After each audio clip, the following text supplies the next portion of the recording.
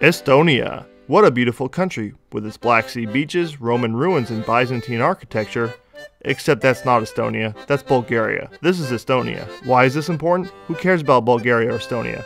Well, you should. They are both parts of the North Atlantic Treaty Organization, or NATO, and America is sworn to defend them. So what is NATO? NATO is an alliance comprised of 28 sovereign nations in Europe and North America. The treaty itself is primarily a system of collective defense, meaning that an attack on any one country is an attack on all countries. But it is also a political entity with the goal of stability in Europe, even among non-member countries. NATO's roots go back to 1948, when several Western European nations signed the Treaty of Brussels, a defensive pact by design. However, these countries soon realized that the threat of communism was far greater than they anticipated. It would become necessary to broaden the treaty to include other nations, as well as to cement the relationship between the North American powers and Europe. And thus, in 1949, the North Atlantic Treaty, also known as the Washington Treaty, was signed. Over the years, several nations have joined NATO, and in one case, left and rejoined NATO. I'm looking at you, France. Now, we can't talk about NATO without talking about Article 5. Article 5 of the Washington Treaty states that in response to an armed attack against any of the allied countries, all NATO countries must respond to the attack with such action as they deem necessary. Article 6 clarifies it further, to include the territories, forces, vessels, and aircraft of any nation in the North Atlantic and Mediterranean north of the Tropic of Cancer. So this includes an aircraft carrier afloat in the North Atlantic, or Denmark's territory of Greenland as two examples. But oddly enough, it excludes Hawaii, as Hawaii is in the North Pacific and it is south of the Tropic of Cancer. Sorry, Hawaii.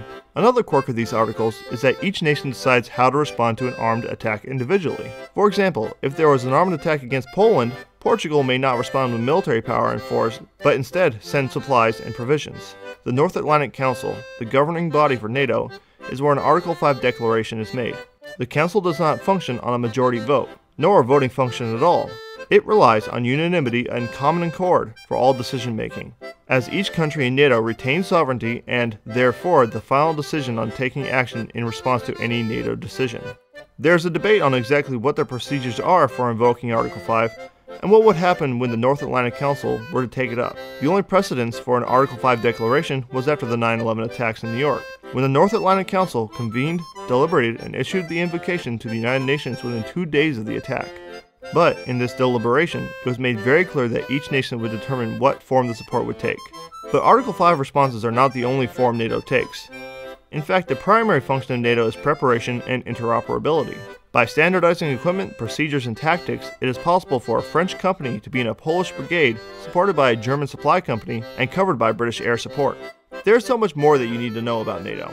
So until next time, I recommend you do a bit of professional reading on the subject. If you're in the mood for some military fiction, read Red Storm Rising. It is not perfect, but it is a great introduction to the role NATO played during the Cold War. Also pay close attention to Operation Atlantic Resolve, currently going on in Europe. Here's some key takeaways from this video. Number 1. NATO is a collective defensive alliance of European and North American countries. Number 2. The alliance is based on unanimity and common accord. Number 3. NATO works to standardize so that interoperability in the alliance is possible. If you enjoyed this video, please click on the subscribe button. And remember, until next time, the Army goes rolling along.